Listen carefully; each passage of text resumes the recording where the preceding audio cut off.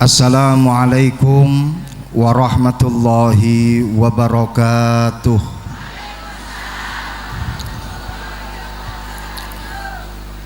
Para rawuh, bapak-bapak, ibu-ibu, tesih semangat nggih. Tapi lek kula mirengne cara njawab salame panjenengan kados-kadose siang niki pun jam setengah gangsal.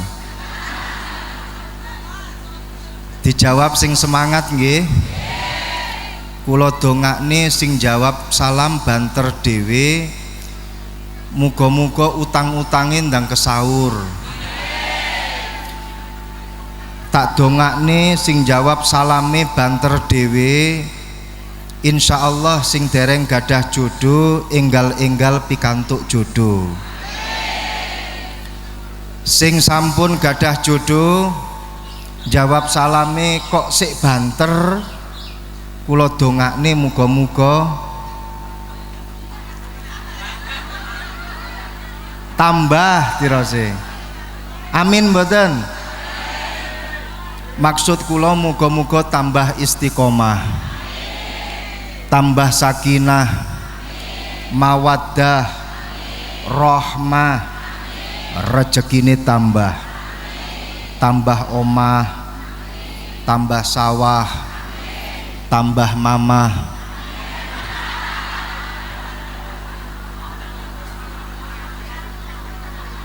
Assalamualaikum warahmatullahi wabarakatuh.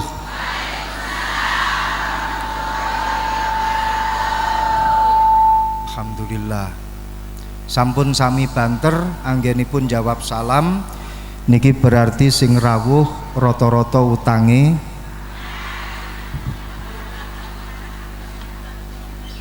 Bu, yang belakang kelihatan saya napa mboten? Sebelah sana kelihatan mboten? Ibu-ibu pengen saya berdiri atau duduk?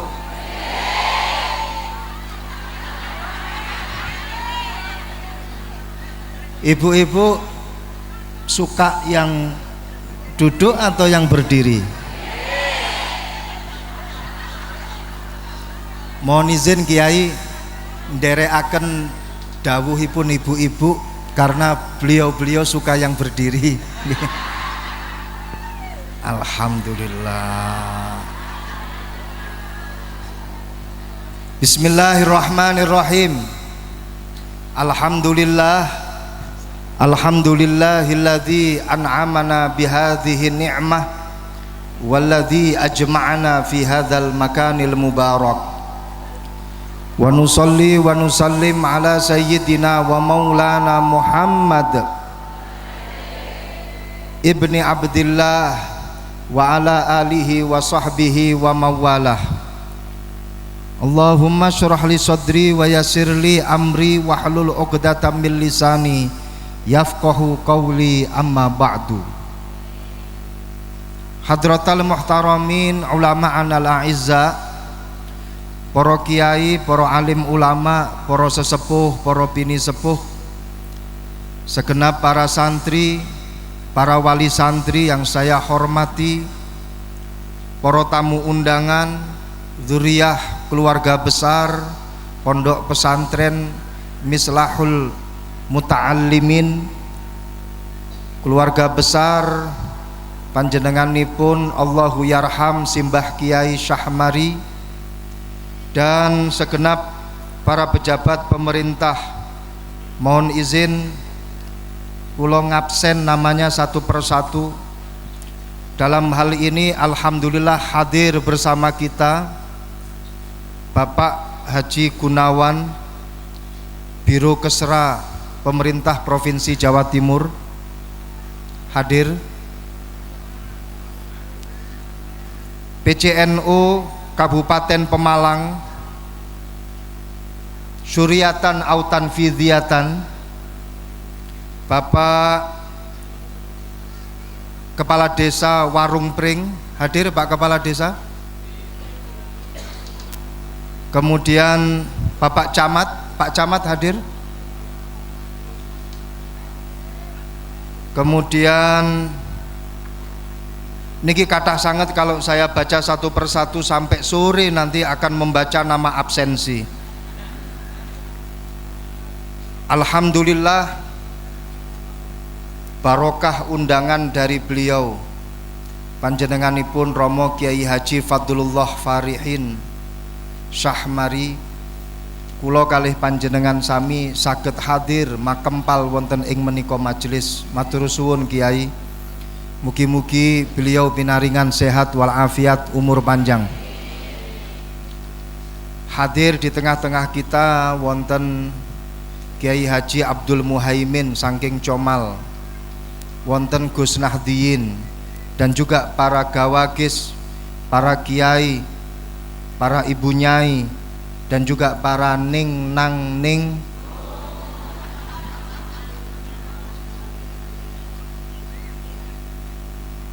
Kulo sampai bingung niki badhe matur nopo.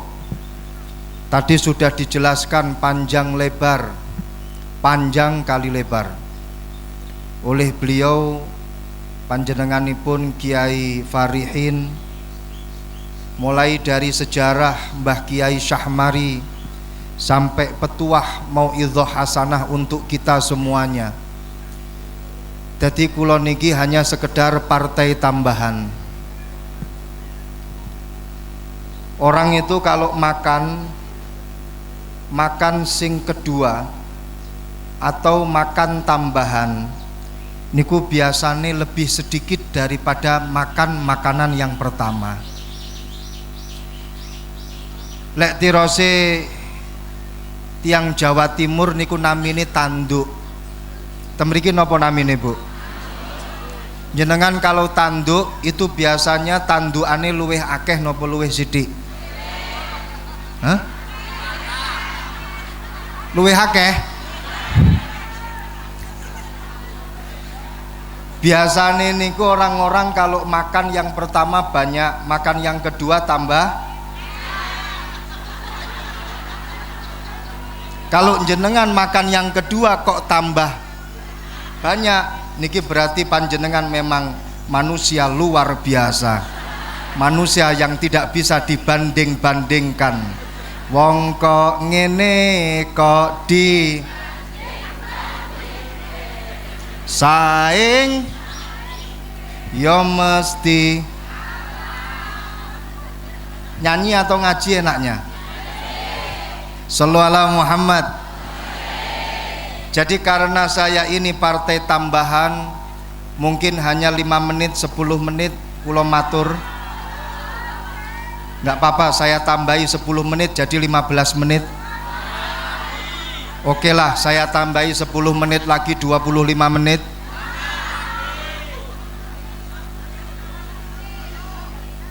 Jenengan ikhlas? Hadir di sini ikhlas? Syukur karena Gusti Allah. Dawuhipun Sayyidina Ali karramallahu wajhah, innallaha la yu'ti abdahu ilman illa wahwa syakirun. Apa artinya? Allah subhanahu wa ta'ala tidak akan pernah memberikan ilmu yang manfaat kepada hambanya. Dia tidak akan pernah mendapatkan ilmu yang manfaat hadir di majelis pengajian sampai berjam-jam, sampai lungguh ndelosor-ndelosor, bisa-bisa pulang hanya membawa berkat tapi tidak ada ilmu yang manfaat. Kecuali sinten? Kecuali orang syakirun, orang yang bersyukur kepada Allah subhanahu wa ta'ala.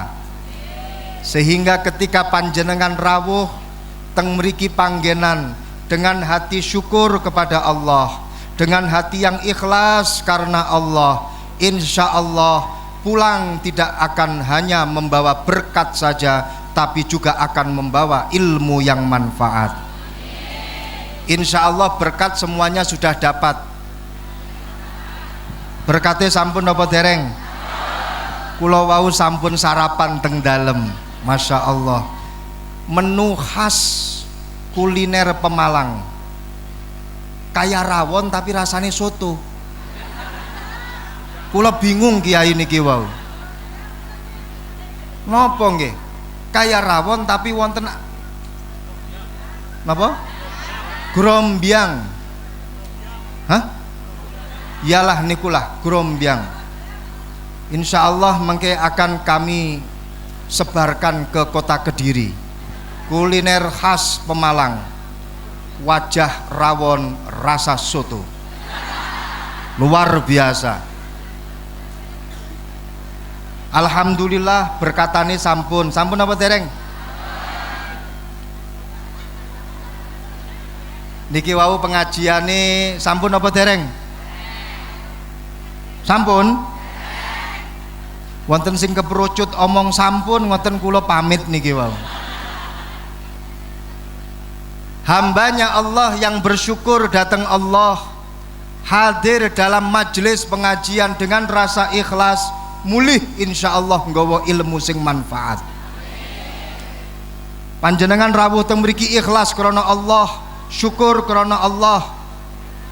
Insyaallah wangsul nggawa ilmu sing manfaat. Ahlan wa sahlan. Monggo Kiai. Pak Bupati mohon izin.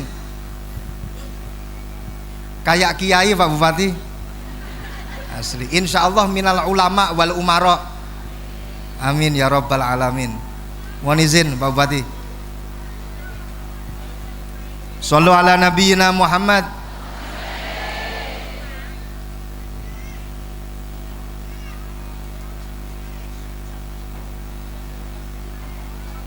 Lah ini apalagi ada Pak Bupati. Berarti ini sudah waktunya saya untuk undur diri. Pripun? Saya turun nggih. Nggih, saya lanjutkan sebentar saja. Kenapa saya bilang datang panjenengan semuanya kita harus ikhlas di majelis ini, syukur di majelis ini, karena saya melihat tadi ketika saya masuk ke lokasi acara, saya tengok kanan kiri, lirik kanan kiri, ada 2-3 ibu-ibu yang pakai kerudung, cap mereknya belum dicopot. Saya khawatir hadir di majelis ini karena kerudungnya, karena seragame, tapi insya Allah mboten nggih. Insya Allah karena Gusti Allah kita akan mendapatkan ilmu yang manfaat. Amin ya rabbal alamin. Para rawuh hadirin hadirat yang dimuliakan Allah subhanahu wa ta'ala, ketika kita memperingati acara haul ini berarti menjadi bukti bahwasannya kita adalah makhluknya Allah yang cerdas. Orang yang mau memperingati acara haul berarti dia orang yang mau berpikir untuk kemaslahatan masa depannya. Kenapa saya katakan orang yang mengikuti acara haul, memperingati acara haul adalah manusia yang cerdas?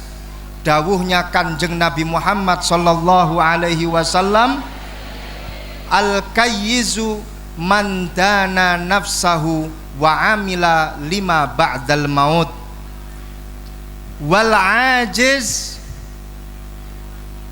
man ittaba'a nafsahu wa hawaha wa tamanna 'ala Allah. Paham Bu? Tapi kok gayane jenengan tiklak tekluk ngenten? Hah? Ngantuk? Ya Allah. Ngantuk nama badan? Tapi kalau ada yang ngantuk saya persilahkan, monggo, tidak apa-apa. Yang mau sekalian tidur, monggo. Saya tidak akan pernah suudzon. Ketika di lokasi acara pengajian ada yang mengantuk, ada yang tidur, monggo, nggak masalah. Saya tidak akan suudzon. Saya tidak akan berburuk sangka. Kenapa? Saya akan lebih mengedepankan husnudzon. Ingat dawuhnya Al-Imam Asy-Syafi'i, man ahabba ayyaqdiyallahu bihi khairan falyuhsinidzanna 'alal abdi. Catat artine. Barang siapa yang ingin mendapatkan kebaikan dari Allah Subhanahu wa taala, maka dia harus selalu husnudzon kepada orang lain. Panjenengan ingin selalu mendapatkan kebaikan dari Allah, maka kedepankanlah husnudzon. Husnudzon karo tanggane, husnudzon karo kancane, husnudzon karo bature, husnudzon karo sedulurane, husnudzon. Kalau kalian selalu suudzon, bolak-balik suudzon, Masya Allah, mafsadahnya besar. Satu, dia akan selalu mendapatkan cobaan dari Allah. Dia akan selalu mendapatkan kejelekan dari Allah. Raine butek, mikir masalah tetangga, mikir masalah kancane, terus akhirnya nopo? Ya Allah, muncaan orang Madura nih kabeh jerebeen.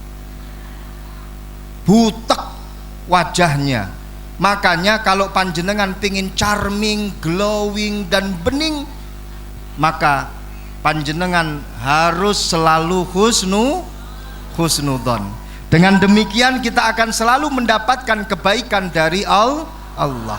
Makanya walaupun toh pas pengajian ada yang ngantuk, ada yang tidur, saya swantai, nggak mikir macam-macam. Ingat dengan dawuh Kanjeng Nabi Muhammad sallallahu alaihi wasallam.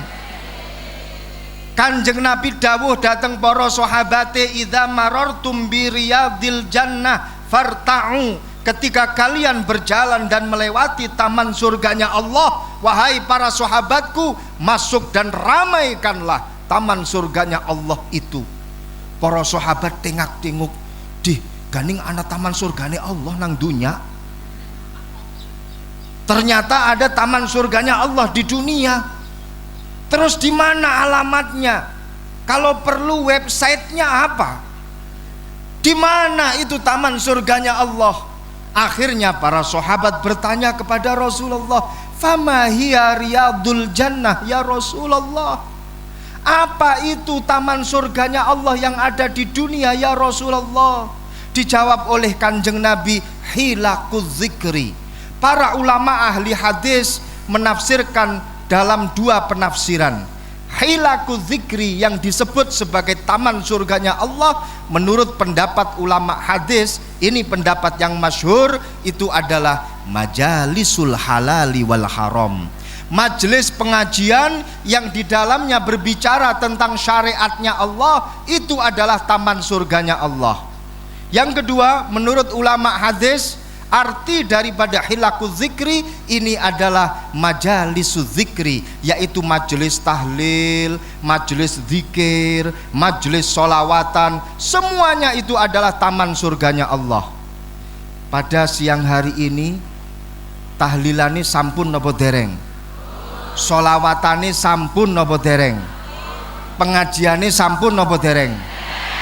Di ora kejebak maning. Dalam majelis ini lengkap, semuanya ada. Zikir ada, tahlil ada, sampai manakib juga ada, sholawatan ada, pengajian ada, Masya Allah. Maka yakinlah siang hari ini kita berada di taman surganya Allah. Pertanyaannya, taman surganya Allah itu enak atau enak? Taman surganya Allah nikmat atau nuikmat?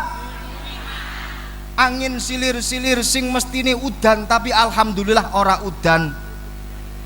Saya acungi jempol, top-topan pawang udan pada siang hari ini. Langka bandingane wong kok ngene, banding-banding ke, saing-saing ke, ya mesti tak ya dirapal. Jadi yakin majelis yang hari ini kita berada di dalam majelis yang disebut oleh Rasulullah sebagai taman surganya Allah. Ora usah amin wis kedadean. Taman surganya Allah nikmat, taman surganya Allah enak, angin silir-silir sumilir, nggih napa mboten Bu? dibarengi sambil payungan, Masya Allah, tampak cantik bidadari di bawah payung. Bisa minta nomor HP-nya. Kalau anginnya sumilir silir biasanya sing tekan niku napa? Hah? Napa? Ngan? Sepakat, cocok. Makanya menurut research yang saya lakukan, penelitian yang saya lakukan, ketika orang mengaji pasti akan mendapatkan 5 cobaan dari Allah Subhanahu wa ta'ala. Catat, mungkin 5 ini nanti akan ditanyakan di ujian seleksi CPNS Kabupaten Pemalang. Yang pertama, wong ngari ngaji biasane dicoba karo Gusti Allah napa? Gringgingen. Ngene apa nggih? Ngene apa nggih? Alhamdulillah. Sing nomor loro boyoen. Ngene apa nggih? Saya melihat ibu-ibu yang pakai kerudung pink di belakang sana. Saya lihat dari sini wis ngongkek boyokan sampai ping 17.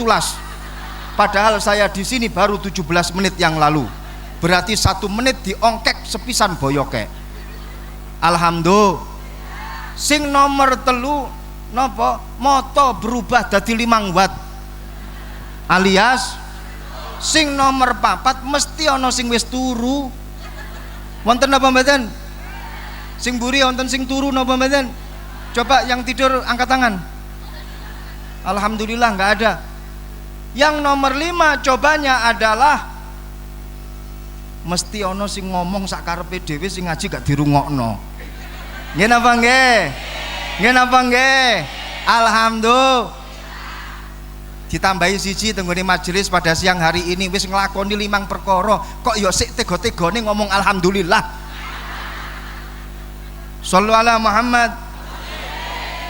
Tapi apapun yang terjadi saya tetap husnudzon karena kalian berada di taman surganya Allah. Mangkane panjenengan ari pengin sare monggo. Saya hanya mendoakan tak dongakno muga-muga bablas. Maksudnya bablas sampai sore. Dulu saya pernah mengatakan hal yang serupa seperti ini dalam majelis pengajian. Besoknya ada ibu-ibu berangkat pengajian bawa bantal dan guling. Tetanggane nyauri, "Yuk, mau kemana?" "Mau ngaji." "Dih, ngaji ganing gawa bantal karo guling. Ngaji cap apa kue?" Orangnya jawab, "Kamu kemarin gak ikut pengajian di Pondok Al-Falah Mislahul Mu'ta'allimin, di mana orangnya yang ceramah unyu-unyu tahu." Orangnya bilang kalau berada di majelis pengajian itu berada di taman surganya Allah. Makanya kita enakin sekalian bawa bantal karo guling biar serasa tidur di taman surganya Allah. Alhamdulillahnya tetangganya tadi yang bertanya ini terprovokasi. Akhirnya dia nggak mau kalah, berangkat ikut pengajian bawa spring bed. Dia ngiranya yang saya sampaikan ini nggak serius, padahal yang saya sampaikan ini ya nggak serius. Kita kembali ke tadi yang pertama saya sampaikan.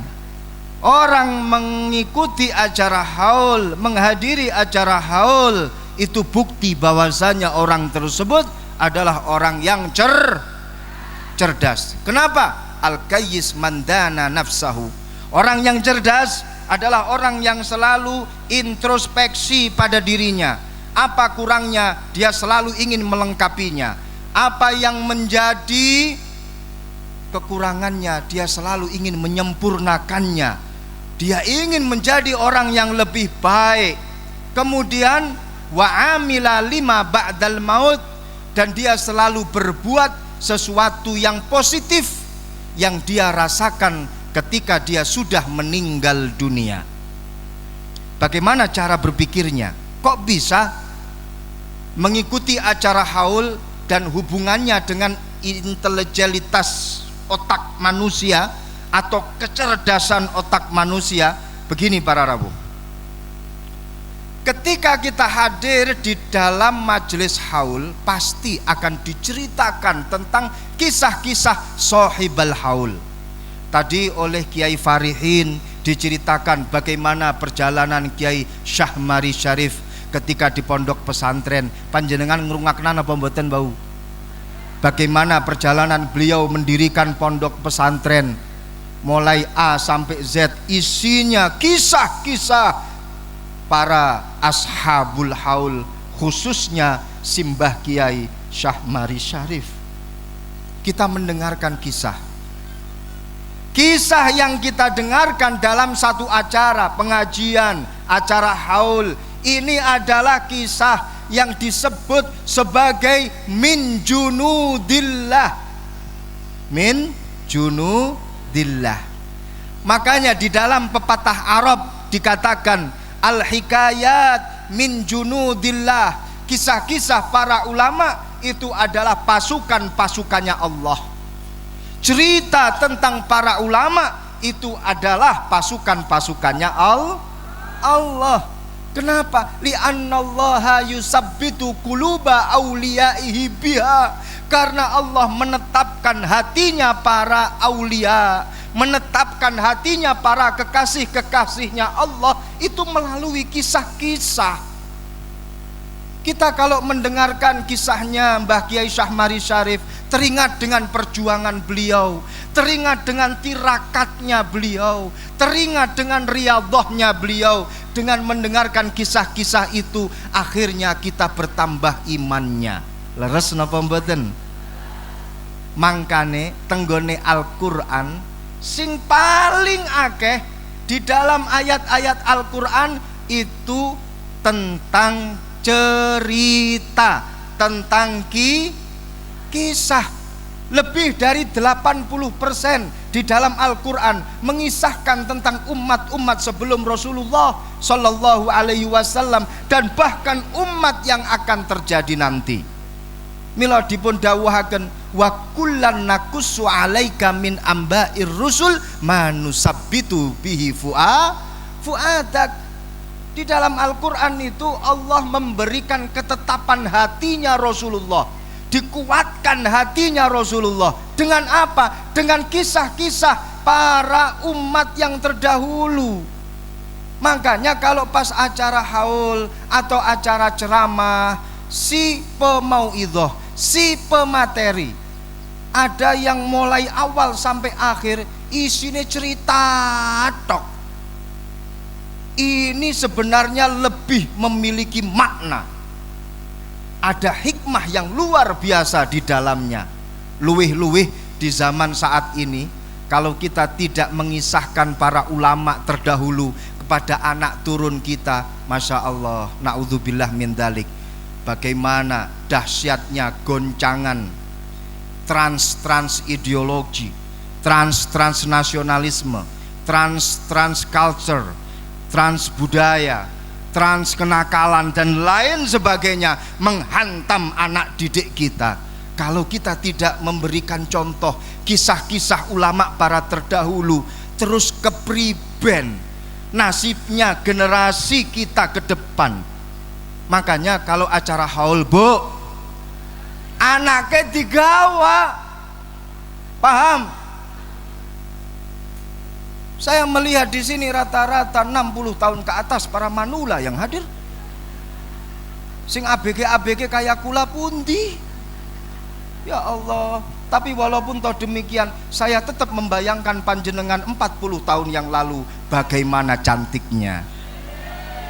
Shallallahu alaihi Muhammad. Mangkane kula matur, ari anak acara haul, acara pengajian, anaknya digawa. Nggih.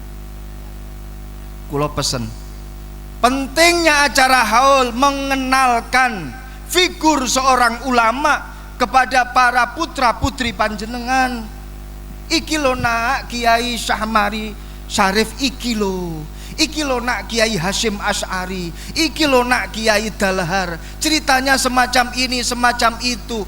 Putra panjenengan akhirnya tidak hanya sibuk mendengarkan kisah my love from stars seperti yang ada di drakor, drama-drama Korea.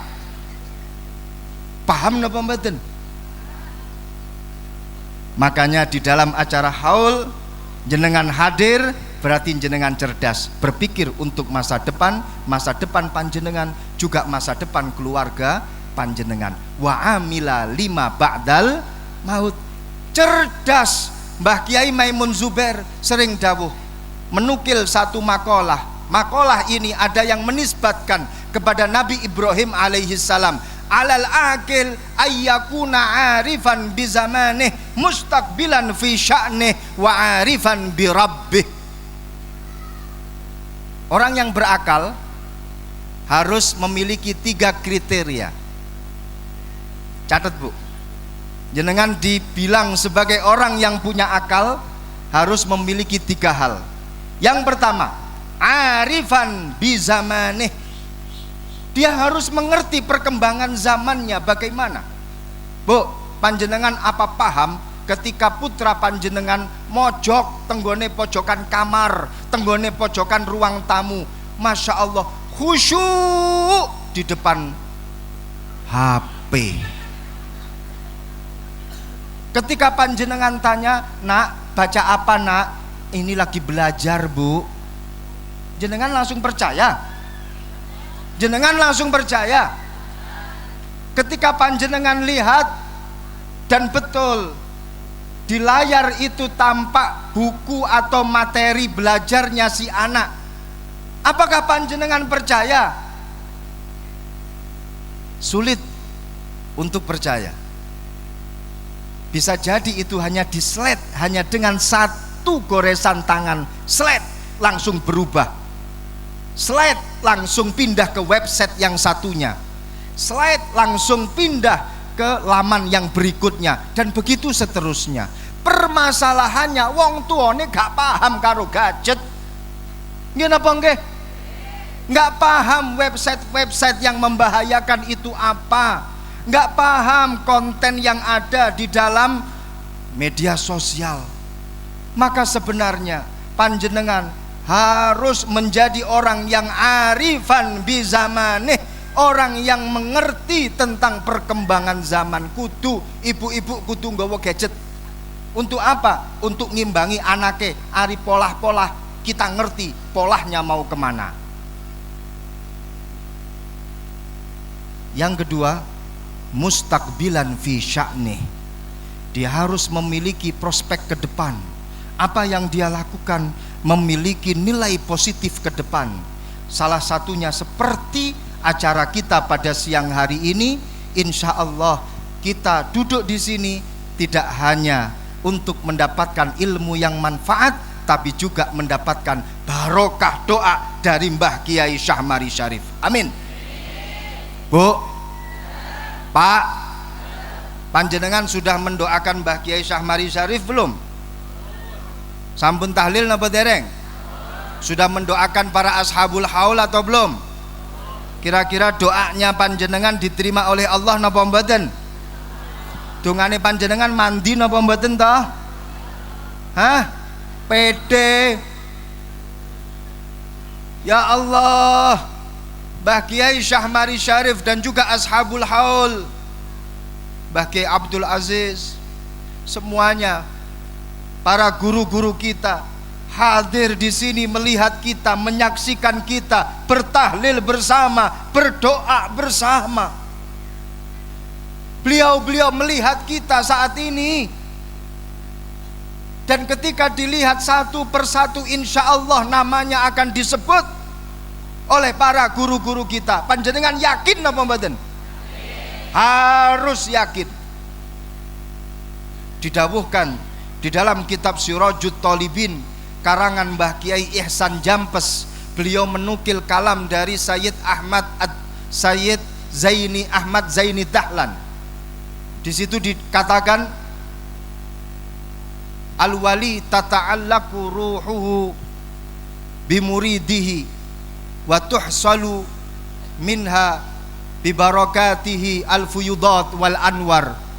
Seorang guru, seorang waliyun min auliyaillah ketika sudah meninggal dunia, maka rohnya akan selalu berhubungan dengan murid-muridnya, rohnya selalu berhubungan dengan keluarganya, sehingga ketika terjadi persambungan antara para guru dengan murid, walaupun toh guru sudah meninggal dunia, dia sang murid akan mendapatkan anugerah barokah dari Allah Subhanahu wa ta'ala, akan mendapatkan terang kehidupannya, barokah dari Allah Subhanahu wa ta'ala. Makanya Al-Imam Al-Habib Abdullah Baharun, guru kawula, rektor Universitas Al-Ahqaf University, beliau dawuh, alaqatul murid bi syekh ka'alaqatil kahrubaiyah, kal alaqah al-kahrubaiyah.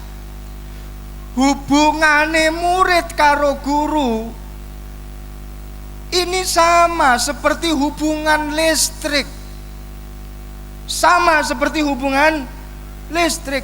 Listrik ini ada cahayanya sampai membuat mata menderap-menderip gini. Ini bercahaya karena ada aliran listrik, betul? Kalau tidak ada aliran listrik, apakah lampu ini bisa menyala? Betul. Sama seperti murid. Seorang murid bisa menyala di tengah-tengah masyarakat ketika dia memiliki aluran listrik. Dari mana sumber listriknya? Dari gurunya. Maka ketika alumni, santri di tengah-tengah masyarakat kok kurang menyala, coba introspeksi diri. Mungkin kurangnya persambungan listrik ruhaniyah antara dirinya dengan guru-gurunya. Kalau sudah persambungan listrik dengan guru-gurunya, insya Allah dia akan menyala di tengah-tengah masyarakat. Ditongakno muga-muga santri al-falah mislahul muta'allimin, pinaringan ilmu sing manfaat teng masyarakate, membuat maslahat untuk masyarakat, bangsa dan negara. Amin ya rabbal alamin. Mangkane sambung tata'allaqu ruh bimuridihi, ruhnya itu selalu bersambung. Dalam halaman lain, dalam kitab Sirajut Talibin, beliau juga menukil kalamnya Al-Habib Abdullah ibn Alawi Al-Haddad, pengarang daripada Ratibul Haddad. Beliau dawuh, al-wali ba'da wafatihi kana i'tina'uhu bimuridihi aksar min i'tina'ihi bihim fi hayatihi. Au kama qala al-Imam Abdullah ibn Alawi Al-Haddad. Seorang guru, seorang wali, kekasihnya Allah, walaupun toh sudah meninggal, ingat kepedulian para guru-guru kita yang sudah meninggal, kepedulian mereka kepada kita lebih tinggi bila dibandingkan dengan kepedulian beliau ketika beliau masih hidup. Gampangane ngomong, Mbah Kiai Syahmari Syarif walaupun toh sampun wafat, tapi beliau memiliki kepedulian yang luar biasa untuk murid-muridnya, santri-santrinya, keluarganya, muhibbin, dan para pecinta-pecinta Kiai Syahmari Syarif. Sehingga walaupun toh beliau meninggal dunia, sampun wafat 37 tahun yang lalu, kita akan selalu mendapatkan pendampingan dari beliau. Percaya napa mboten? Percaya napa mboten? Kalau jenengan tidak percaya, siapa yang mengumpulkan kita di majelis ini? Mbah Kiai Syahmari. Jenengan hadir di sini karena sahibul haul, betul?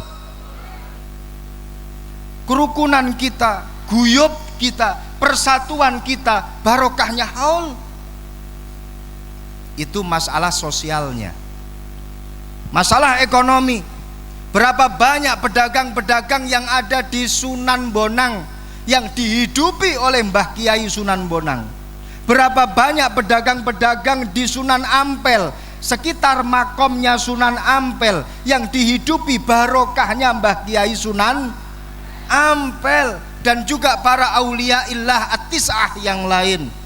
Barokahnya para sunan, barokahnya para wali, sehingga mereka mendapatkan pemberdayaan ekonomi. Alhamdulillah. Ini belum hal-hal yang lain, ruhaniyah, qalbiyah, dan lain sebagainya. Makanya orang kalau sudah meninggal dunia jangan disepelekan, tetap sambung, tetap doakan. Ini kalau semacam ini panjenengan berarti menyambung silsilah. Silsilah. Ini hebatnya para ulama kita zaman dahulu, mengatakan persambungan antara murid dengan guru itu dengan istilah silsilah. Silsilah kalau di bahasa Jawa kan itu namanya adalah rantai. Rantai. Kalau panjenengan hadir di sini mendoakan Mbah Kiai Syahmari Syarif, berarti panjenengan punya silsilah dengan Mbah Kiai Syahmari Syarif. Mbah Kiai Syahmari Syarif yakin mendoakan Mbah Kiai Dalhar, mendoakan Mbah Kiai Hasim, berarti juga sambung silsilah dengan Mbah Hasim dan Mbah Kiai Dalhar. Mbah Hasim yakin mendoakan Mbah Khalil, berarti Mbah Khalil dengan Mbah Hasim sambung. Mbah Khalil sambung dengan Mbah Kiai Mahfud Termas, Mbah Kiai Mahfud Termas sambung dengan Mbah Kiai Nawawi Banten, Mbah Kiai Nawawi Banten sambung dengan Sayyid Ahmad Zaini Dahlan, Sayyid Ahmad Zaini Dahlan sambung dengan Sayyid Ahmad Ad-Dasuki, Ad-Dasuki sambung dengan Ibrahim Al-Bajuri, Al-Bajuri sambung dengan Abduddin Al-Iji, Abduddin Al-Iji sambung dengan Abdullah As-Sanusi, As-Sanusi sambung dengan Ar-Razi, Ar-Razi sambung dengan Al-Imam Al-Ghazali, Al-Imam Al-Ghazali sambung dengan Al-Imam Al-Haramain. Tepuk tangannya mana?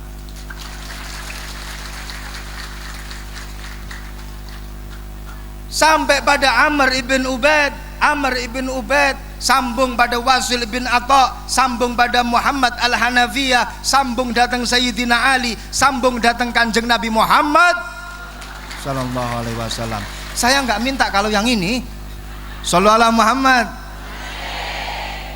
sambung sehingga hadir dalam acara haul kita ini melakukan amalun yang mana di dalamnya memiliki nilai positif untuk masa depan kita.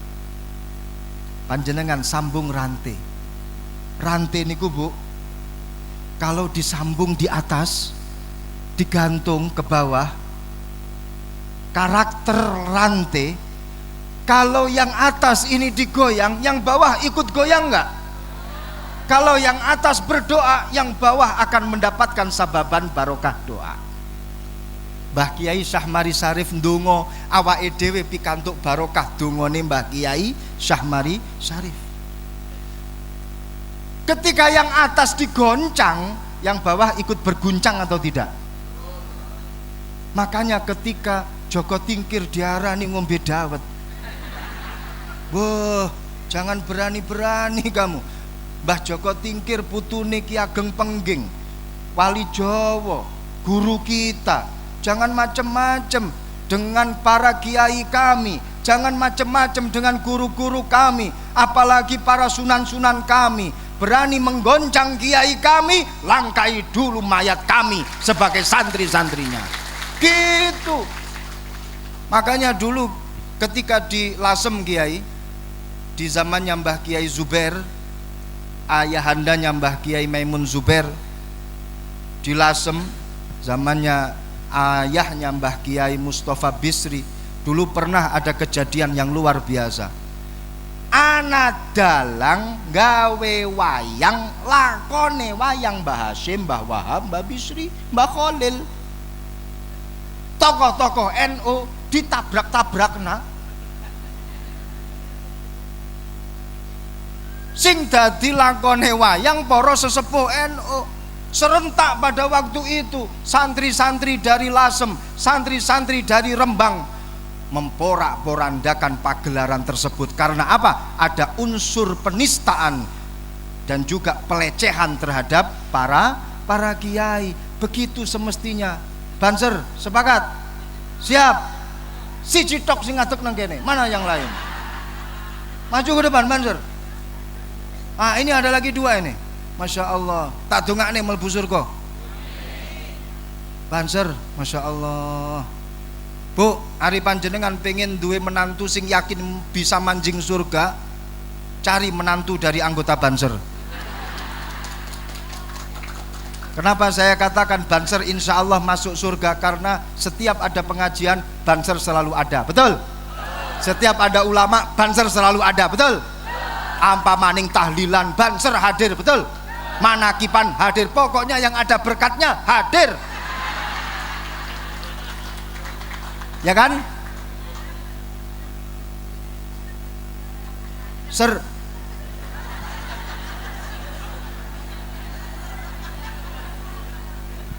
ana asu, ser asu namine Kitmir. Akeh wong ngomong asune Ashabul Kahfi, padahal tidak ada dalam satu tafsir. Ashabul Kahfi ini memiliki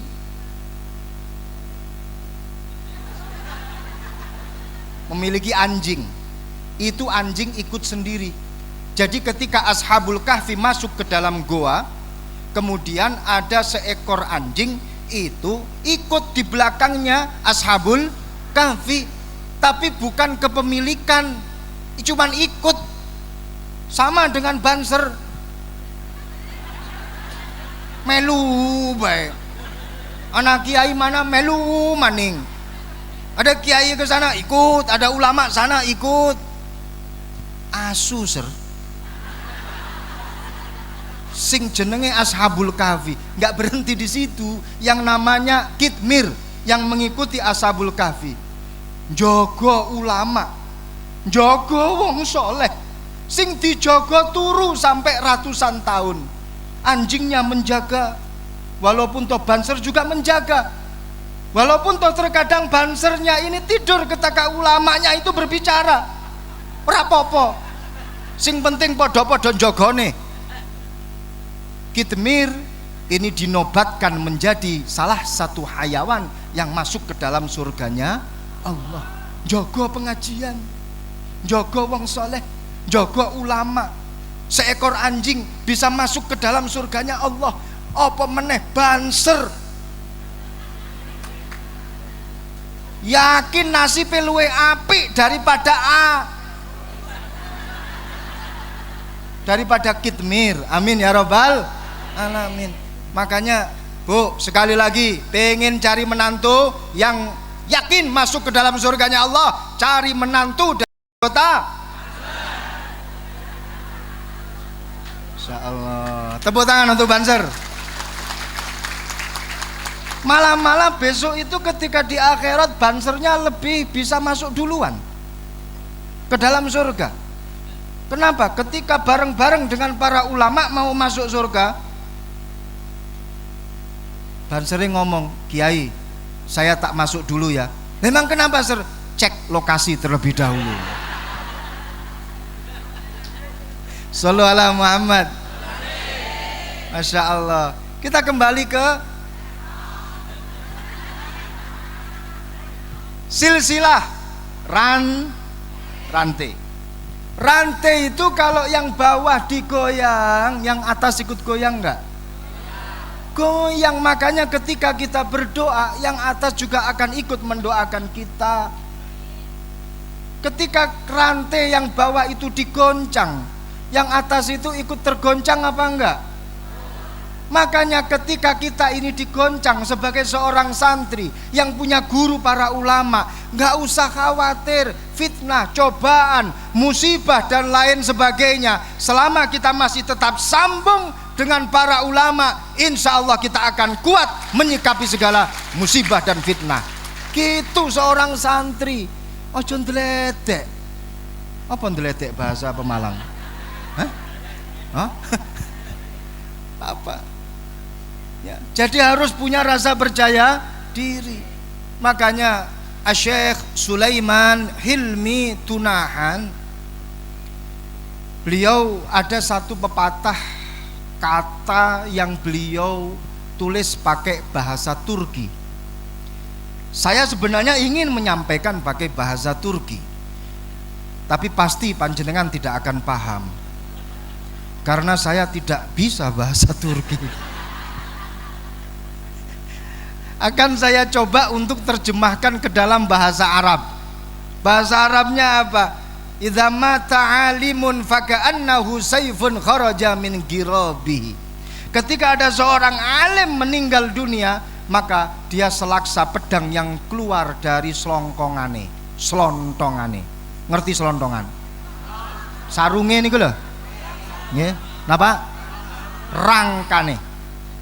Sarunge keris niku namine napa? Rangkane. Nah, orang itu kalau masih hidup, dia itu orang alim hidup, dia bawa keris jalan, pasti semua orang mengkirik. Apa mengkirik nggih? Hah? Takut, merinding. Masya Allah, dia bawa pedang. Subhanallah, dia bawa keris, ya kan? Padahal kerisnya itu belum dikeluarkan, pedangnya belum dikeluarkan dari sarungnya. Coba Gus Nahdiyin jalan di tengah santri, belum mengeluarkan pedangnya, dia bawa pedang tersembunyi, belum dikeluarkan. Semua santri pasti akan ketakutan.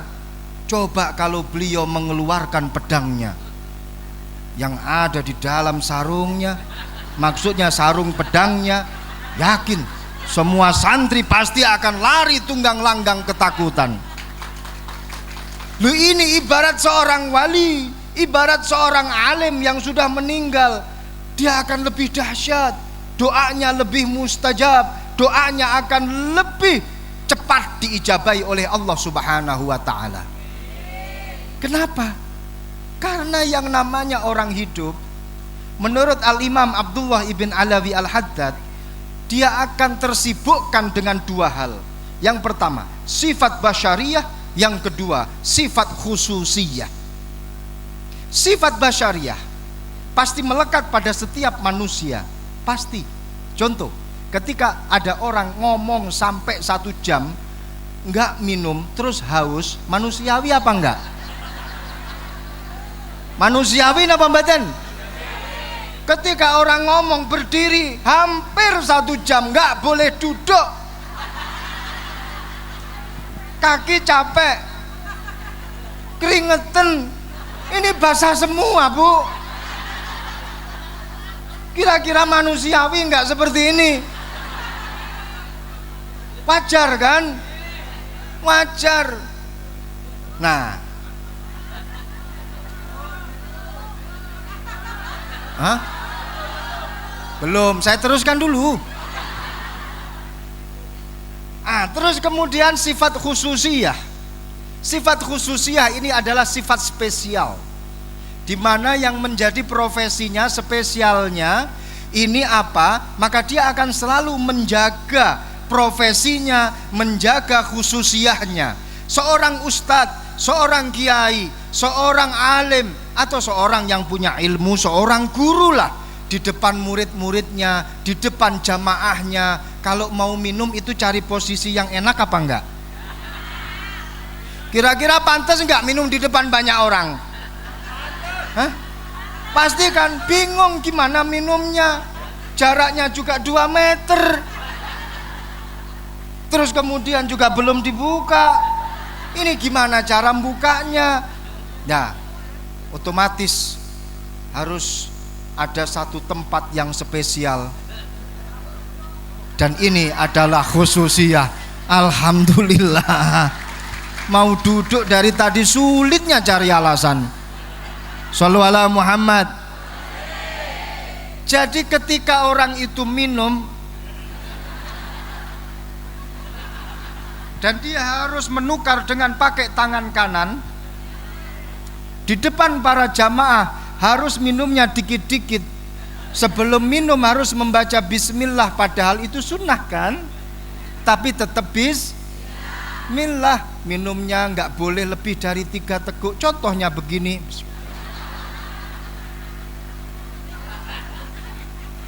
Habis minum bilang alhamdulillah, ditata sedemikian rupa. Jenengan kalau minum di depan teman-teman panjenengan di pos kampling atau di pos yandu, kira-kira pakai tata cara semacam ini apa enggak? Itulah yang namanya basyariah dengan khususiyah. Jadi khususiyah itu spesialnya, basyariah itu sifat kamanungsane. Ketika manusia itu sudah mati, sifat basyariahnya pasti akan hilang. Karena kalau sudah mati nggak jadi manusia lagi, dia jadi mayit. Kalau sudah mayit dia nggak butuh kepada bagian konsumsi. Kalau sudah jadi mayit nggak butuh mikir-mikir gimana caranya minum. Seorang wali ketika masih hidup mungkin dia tersibukkan dengan dua sifat basyariah dan khususiyah. Tapi ketika sudah meninggal dunia, maka yang tersisa hanya satu sifat, yaitu sifat khususiyah. Makanya ketika dia berdoa akan lebih khusyuk. Kalau masih hidup mungkin terganggu doa. Ketika awal doa khusyuk, tengah-tengah doa ya Allah mulai jam piro, terganggu. Sholat ketika masih hidup Allahu Akbar khusyuk, tengah-tengah sholat ya Allah imame suwe temen. Tapi kalau orang sudah meninggal dunia, yang tersisa sifat khususiyah, maka ketika dia berdoa tidak ada godaan basyariah, tidak ada godaan kamanungsan, yang ada khusyuk, khudu, fokus kepada Allah, sehingga dia berdoa langsung ijabah dari Allah Subhanahu wa ta'ala. Kaget? Tangi maning, tangi. Ya Allah. Makanya kita hadir di sini mendoakan ashabul haul, betul. Ini sesuai dengan dawuhnya Rasulullah, ud'u mautakum, iqra'u mautakum surat Yasin. Kita sudah melakukan alhamdulillah, semoga kita akan mendapatkan doa yang mustajab dan kita mendapatkan silsilah dengan guru-guru kita. Sebaliknya, di dalam acara haul ini kita akan dibalik mendapatkan doa dari para ashabul haul. Mbah Kiai Syahmari mendoakan kita. Pertanyaannya, luweh mandi pundi antara doa ning jenengan kalih doa ning Mbah Kiai Syahmari? Mbah Kiai Syahmari jelas. Makanya saya pesan kepada para santri yang pernah mondok, yang punya guru, yang punya kiai, hei para santri, kalian harus memiliki rasa percaya diri selama kalian tetap sambung dengan guru-guru kalian. Kenapa? Kalian hidup tidak sendirian, didampingi oleh guru kalian, didampingi oleh doa-doa guru kalian. Dadi santri delewer, kleset, tidak punya rasa percaya diri, wes bali mondok, bali mondok. Kalau selama sambung dengan guru-guru kita, panjenengan mempeng di pondok pesantren, yakin digaransi oleh guru-guru kita. Contoh, Mbah Kiai Mahrus dari Lirboyo pernah dawuh, sapa santri mempeng nang pondok mulih kok ora iso mangan,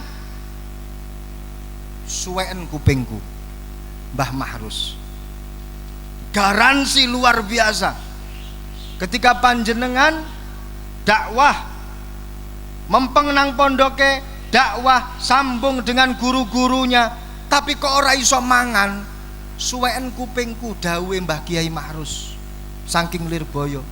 Mbah Kiai Jazuli saking Ploso pernah dawuh, ana santri sregep nang pondok mulih kok ora iso mangan, balik nang gone pondok suweken cangkemku. Garansi luar biasa dari para ulama-ulama kita. Makanya santri harus percaya diri. Saya juga bisa menggaransi kalian. Kalian sregep nang pondok ngaji mempeng, mulih nang tengah-tengah masyarakat dakwah, kok ora rabi-rabi bali mondok maneh. Mbok menawa mondokmu kurang suwi, saya nggak berani garansi sampai potong kuping, sobek mulut, itu bukan pangkat saya. Dengan rasa percaya diri, seseorang pasti akan bisa menghasilkan sesuatu yang istimewa. Pasti.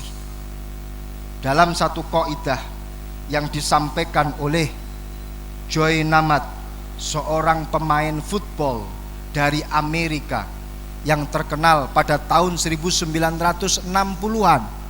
Seorang pemain football, tapi duduk sepak bola.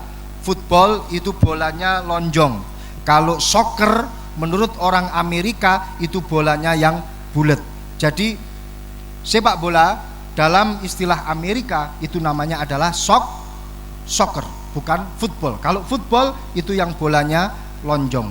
Di Amerika football itu lebih familiar, lebih terkenal bila dibandingkan dengan sepak bola. Makanya dari dulu sejak tahun 1930 betul Amerika selalu mengikuti pertandingan Piala Dunia. Tapi Amerika hanya sekali masuk ke perempat final, yaitu pada tahun 2002 ketika pertandingan Piala Dunia dihelat di Korea Selatan dan Jepang. Bahkan kemarin ketika tahun 2022 ketika pertandingan Piala Dunia dihelat di Qatar, Amerika hanya masuk pada 16 besar. Ketika masuk di 8 besar terkalahkan oleh Belanda, sehingga Amerika tidak sampai 8 besar apalagi semifinal. Malah yang hebatnya lagi, Maroko baru-baru itu bisa masuk sampai ke semifinal. Luar biasa, walaupun toh pada akhirnya kalah.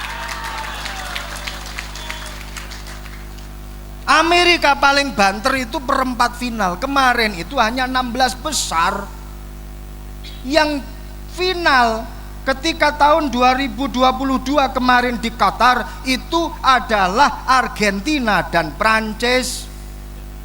Argentina dan Prancis, skor tendangan penalti 4-2. Luar biasa. Messi sampai mengegolkan 3 gol, di mana 2 gol itu dimasukkan ketika pertandingan, 1 gol itu ketika tendangan adu penalti. Kalau Mbappe yang dari Prancis itu 4 gol, di mana 3 gol itu dilakukan oleh Mbappe ketika pertandingan berlangsung dan 1 gol ketika adu penalti. Makanya walaupun toh Prancis kalah dengan Argentina, luar biasanya Mbappe mendapatkan piala sepatu emas karena dia mengegolkan 8 gol, lebih banyak 1 gol daripada Messi selama pertandingan berlangsung. Apal menang. Mbappe mengegolkan 8 gol, Messi 7 gol, kacek siji. Tapi walaupun toh demikian, Messi juga mendapatkan sepatu emas alias pemain terbaik. Tapi ingat, walaupun toh Piala Dunia dimenangkan oleh Argentina, jagonya tetap Prancis. Kenapa? Karena hanya satu-satunya timnas yang memiliki simbol ayam jago, yaitu Prancis. Makanya walaupun toh kalah, yo tetap jago. Kita sampai mana tadi?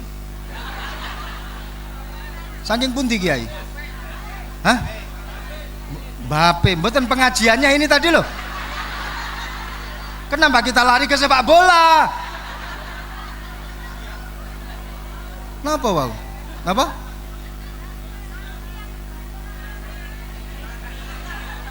Ali. Nah? Santri bojo balik maning ya. Santri nggih.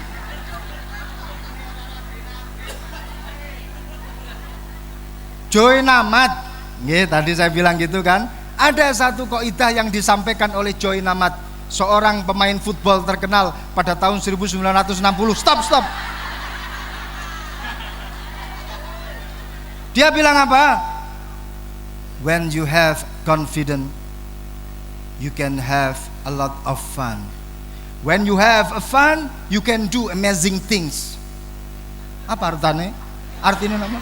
Hah? Sami kula ngemoten kertas.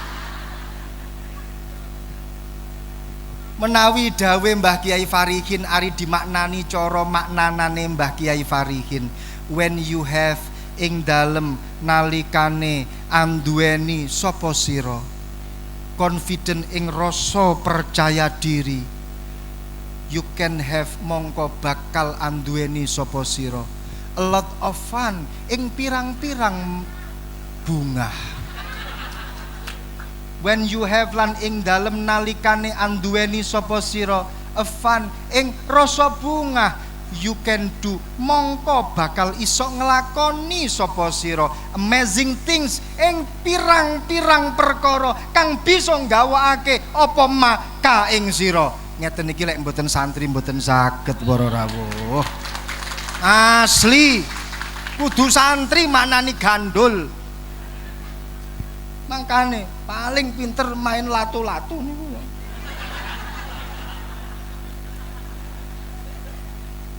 Jadi menurut Join Ahmad, orang itu kalau punya rasa percaya diri dia akan selalu bahagia dimanapun dan kapanpun dia berada. Kondisi apapun, utang akeh tetep bahagia, musuhan karo kancane tetep bahagia, mungsuhan karo bojone tetep bahagia, ngajine suwi tetep bahagia, ora mulih-mulih tetep bahagia, dan dia harus selalu Jadi kunci pertama jenengan teng mriki wau harus Kalau sudah bahagia, sudah ikhlas, maka dia akan selalu meng-create hal-hal yang istimewa. Suatu hal yang istimewa hanya bisa diperbuat oleh orang yang memiliki hati yang berbahagia. Wong sumpek ora bakal membuat suatu hal yang istimewa. Sumpek kok uteke bumpet. Gimana pembetul? Tapi kalau dia bahagia, otaknya cerah, dia akan meng-create hal-hal yang istimewa. Alhamdulillah di sini semuanya bahagia. Di sini semuanya gembira. Dapat doa kita bahagia. Alhamdulillah dapat barokah kita bahagia. Dari awal sampai saat ini panjenengan ikhlas semua. Walaupun toh pengajian selesai sampai jam 1 semuanya ikhlas. Alhamdulillah sekarang sudah jam 1. Kula ponang tangan, awake bona jura-juran. Kula tak milih pamit, boyok niki pun krasa sakit. Wal afu minkum. Wassalamualaikum warahmatullahi wabarakatuh.